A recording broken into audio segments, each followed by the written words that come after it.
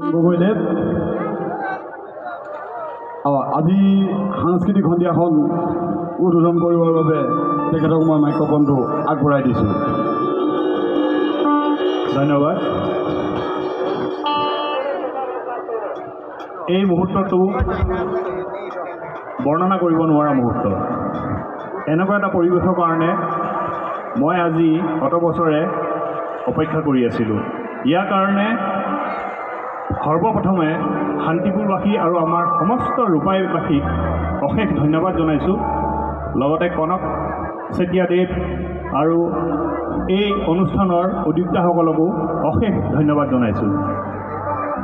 ইয়াতে দুআষাৰমান মোৰ অন্তৰৰ কথা আপোনালোকৰ ওচৰত ক'ব বিচাৰিছোঁ। এই অনুষ্ঠানভাগ মোৰ জ্ঞাতভাৱে এই ডুমডুমা ৰূপাই ঢলালৈকেও ধৰোঁ যদি প্ৰথমবাৰৰ কাৰণে ইয়াত অনুষ্ঠিত কৰা হৈছে। উদ্যোক্তাসকলে মনত অশেষ সাহস, অশেষ বিশ্বাস, অশেষ কষ্টৰ ফলত আজি এই অনুষ্ঠানটি 8 তাৰিখৰ পৰা আজি 10 তাৰিখ হ'ল বৰ সুকলমে পালন কৰি আহিলে আৰু মই উপস্থিত আছিলোঁ ইয়াত আৰু ময়ো উপভোগো কৰিলোঁ, অনুভৱো কৰিলোঁ আৰু আনন্দও লাভ কৰিছোঁ যে ৰাইজৰো ইয়াত বহুত সঁহাৰি আছে। ইয়াকে দেখি অন্তৰৰ ফালৰ পৰা বহুত সুখীও হৈছোঁ আৰু আলফুলিতও হৈছোঁ। ইয়াত এটাই কথা মই সকলোকে অনুৰোধ কৰিব বিচাৰোঁ, যেনেকৈ আমি আমাৰ বহাগ বিহু, ৰঙালী বিহু ভাগ কৰি পেলালোঁ। সৰু সৰু ক্ষুদ্ৰ ক্ষুদ্ৰ স্বাৰ্থৰ কাৰণে আমি আমাৰ ৰঙালী বিহুক ভাগ কৰি পেলালোঁ।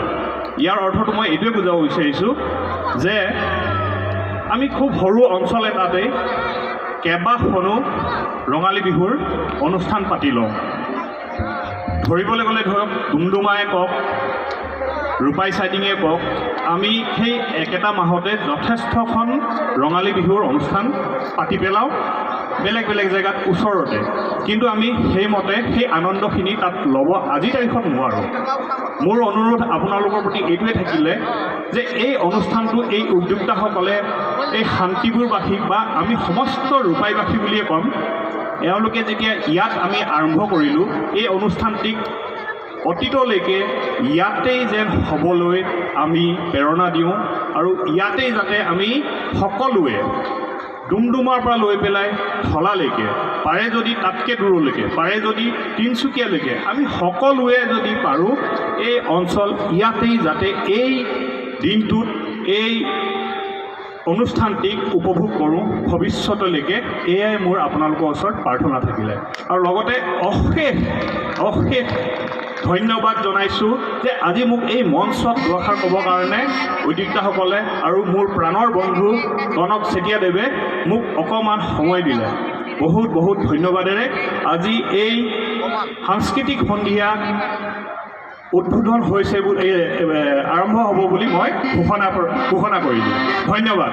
ৰঞ্জন গগৈদেৱক এখনি ফুলাম গামোচাৰে সম্বৰ্ধনা জনাব আমাৰ নৱোদয় যুৱ সংঘৰ সদস্যা শ্ৰীমতী পূজা বুঢ়াগোহাঁই।